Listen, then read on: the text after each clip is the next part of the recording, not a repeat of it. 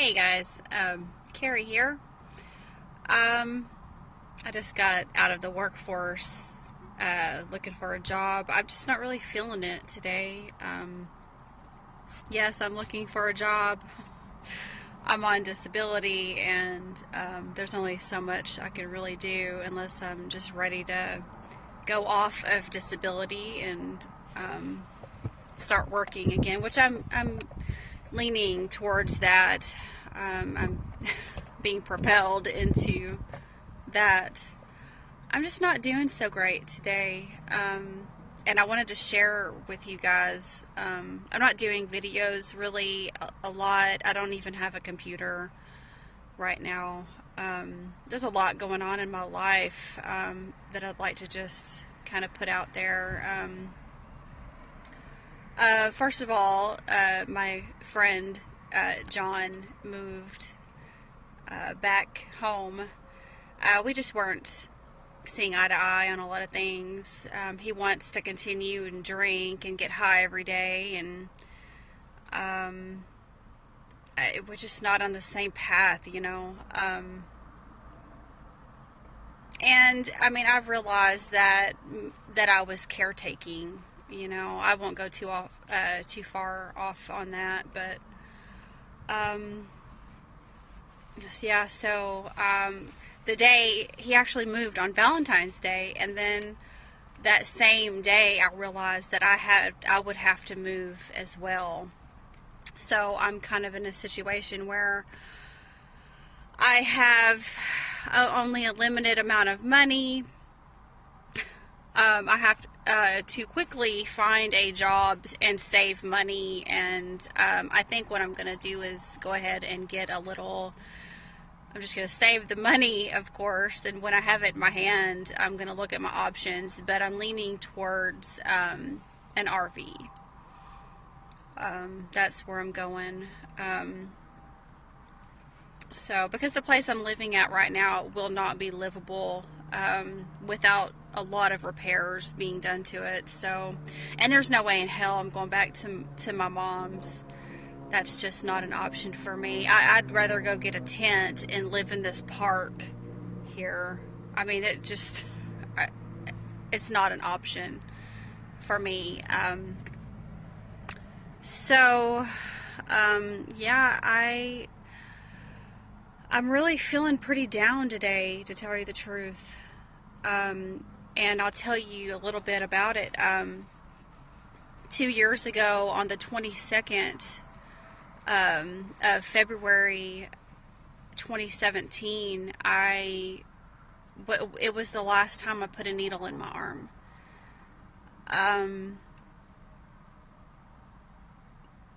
And they say that our animals, like our pets, are our teachers, and it really took a lot of pain for me to realize just how much that is true.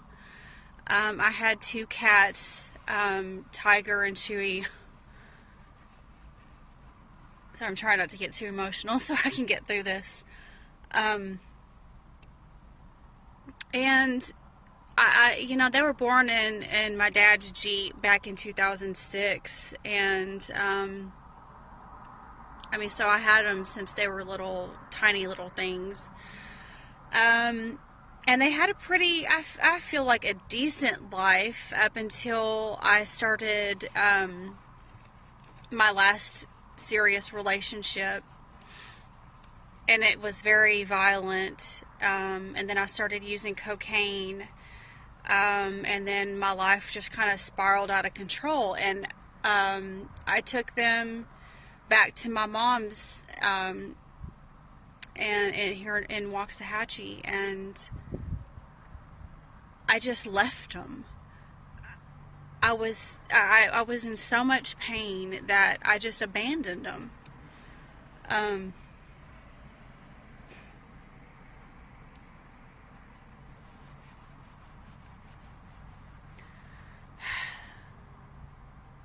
Sorry. So,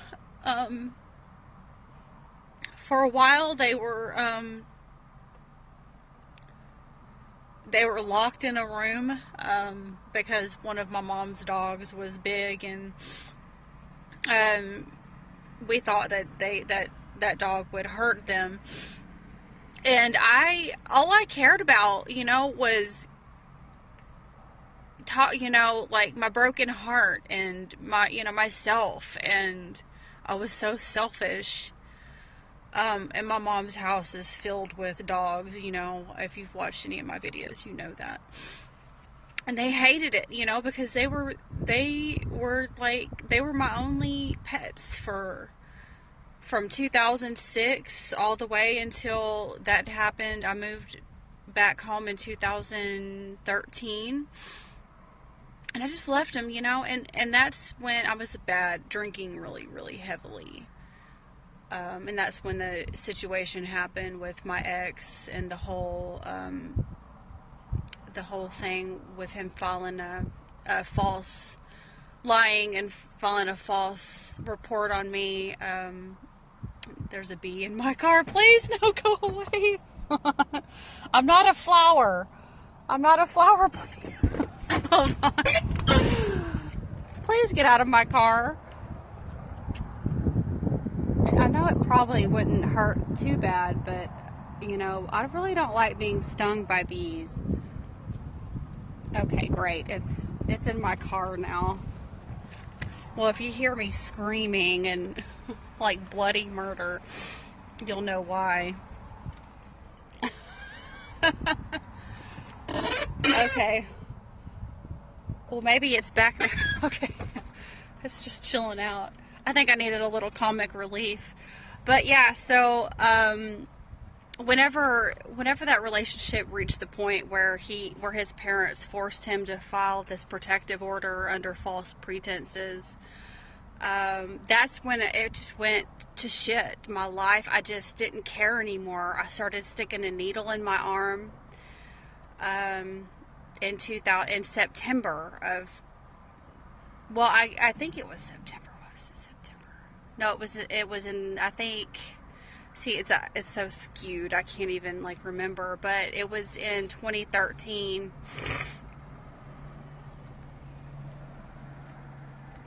Anyway, so yeah, let me just get to my point here of what's happening. Okay, so I just didn't care anymore, and I wanted I just wanted my pain to go away, and the drugs and alcohol was the only way I knew of how to deal with that. So my cats, they were there for a couple of years while I was, just kind of out and about doing my own thing. I didn't even pay for cat food for them. I mean, they were miserable. So it came down to, and I had relapsed back in May of 2016, and I ended up, that was the last time I went to the mental institution. And I swore I would never do meth again. I swore it. I would never do it again. It was the most horrific experience that I could even imagine. It was terrifying. And I'm going to roll up my windows. It was terrifying. So I swore I would never do it again, and that ended up not being true, because I did do it again. I relapsed, like I said, February 22nd, 222 of 2017, and my cats, and instead of being home with these beings, these little souls that, trusted me, if I get stung, I swear. So what I did, I was gone for 3 days, and I didn't come back until it was the 25th, which is today. And she had gotten mauled. The female tiger had gotten mauled by 3 pit bulls and died under the house. I believe a slow, I don't know. It appeared that she died a slow, tragic, painful death, and her brother Chewy was right there by her side, meowing. And I was so out of my mind, I didn't even know. And we pulled her out of the, out from underneath the house, and she had bite marks on her. And I mean, I realized then that is what had to happen for me to realize. That's how I figured out that songs playing in your head whenever you wake up is a message from the other side, because she let me know. And I might eventually do a video about that where I describe. I didn't plan on doing really a video today. This is just kind of all over the place, but I'm just really feeling very depressed. I did on the 22nd, just a couple of days ago, 3 days ago, I was laying in bed and I got a vision of 4 or 5 feline beings, different colored feline beings. One of them was kind of like a cantaloupe color, like a light orangey color, kind of like a peachy. One of them was blue. I think one was black and brown. Another was brown.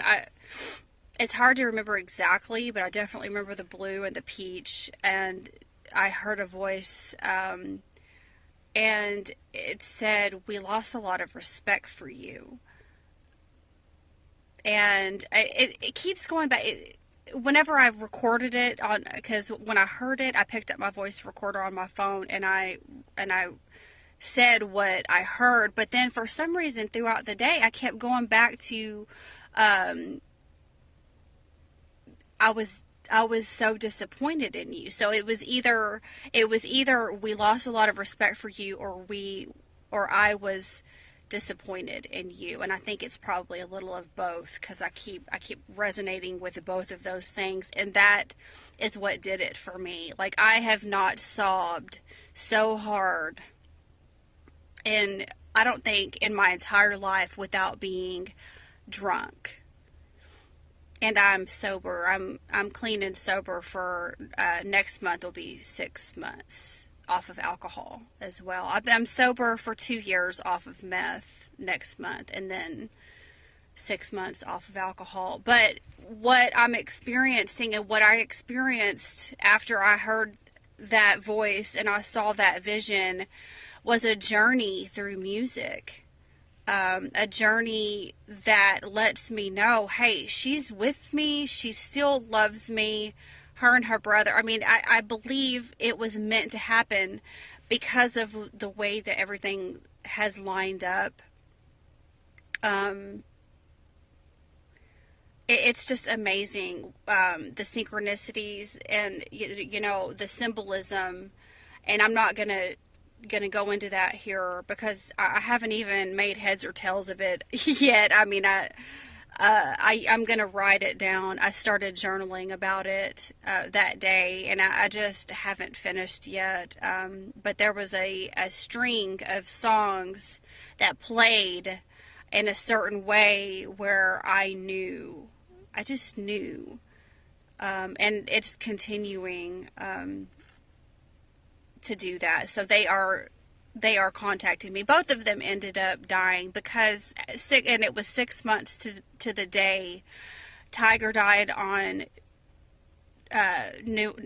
February 25th, and then Chewy died 6 months later to the date on, I believe, August 25th. He got hit by a car. So they both communicate with me still. I know that might sound crazy or whatever, but I know. So I'm not even going to say I believe. I know it. So that's what I'm going through right now. I'm just really feeling a lot of emotions that are coming up to be healed. I mean, the disappointment in myself and what what I did. It's hard to get over. You do the emotional clearing, you do the work, it's easy to forgive others and not even forgive. It's easy to release others from blame for their roles and stuff. It's harder to release myself because the irony of it, which I was writing last night, the irony of it was if I had realized that those two cats, pets, what they really were, who they really are, and how important they really are, if I had realized it back then, I would have never stuck the needle in my arm. So,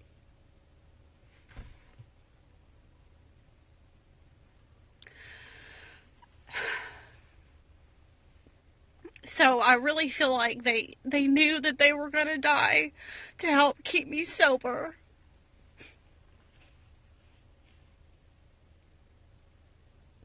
And so whenever I'm thankful for being clean and sober, I will always remember that, like that's so powerful. That's something that I mean, you don't learn that in rehab. They don't teach you that, you know. Rehab would have never worked for me, to tell you the damn truth, because I wasn't ready. I didn't care. I was sticking a needle in my arm. That's the ultimate way of saying I don't care about myself. I don't love myself. I don't love my body. So this video goes out to Tiger and Chewy. I love you, and I'll see you on the other side. Bye.